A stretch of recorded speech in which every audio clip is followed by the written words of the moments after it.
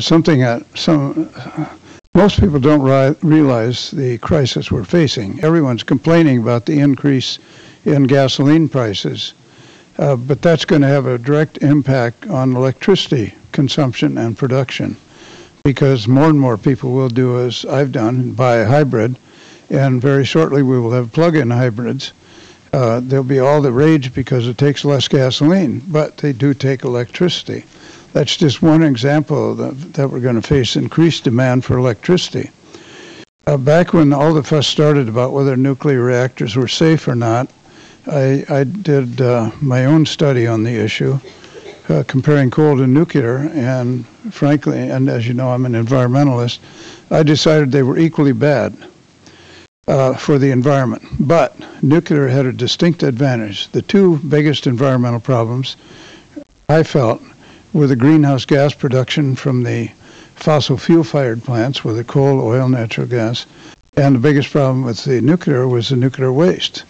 To me, it was an easy decision as to which was best, because when you're discharging gases in the atmosphere, it's awfully hard to get them back and collect them and deal with the problem.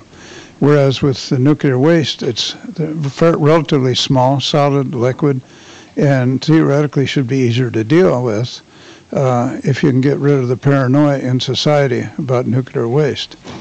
And I think there are ways of doing that. I've also, incidentally, I never talk about disposal of nuclear waste.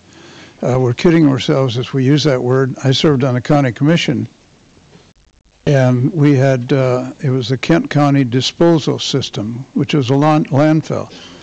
And I proposed officially that we should change it to the Kent County Waste Storage Facility, because all we're doing is storing it underground. And that's what we're talking about doing at Yucca Mountain too. But if the Congress had written a bill that this is going to be retrievable, monitored storage, I think we would have had far less difficulty selling it. People would still object, but it wouldn't be as bad as it is now. But putting the requirements on that say we have to make it safe for 10,000 years is just totally unrealistic. We could scientifically prove that. So thank you for letting me vent just a little bit. But it seems to me we have a huge amount of work ahead of us. You've just heard that from the testimony, what we have to do to get construction going again, obtaining parts, etc.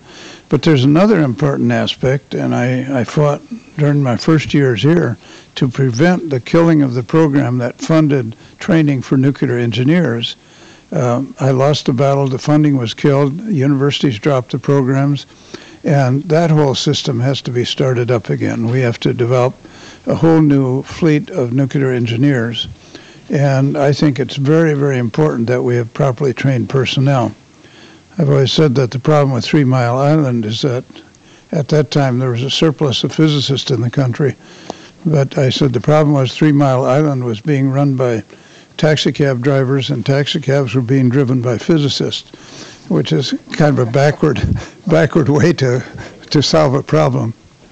So I think we have to set up good training programs, make sure we have an ample supply of nuclear engineers who can design, build, and operate nuclear reactors safely. The safety record, I think, is phenomenal for all but the Soviet Union, and reasons why that happened there, governmental as well as training. Mr. Chairman, all I'm saying here is we have to get going. We can't just depend on the industry to get started itself. The investments required are phenomenal. The security that would be provided if we don't step in and provide the assurance that things will work, there's not going to be enough security there for the industry and for the financiers to put the money in to get it going. So I think we ought to face up to our responsibility here, as well as making sure that industry assumes their fair share of the responsibility. And that's the only way it's going to happen. But it has to happen.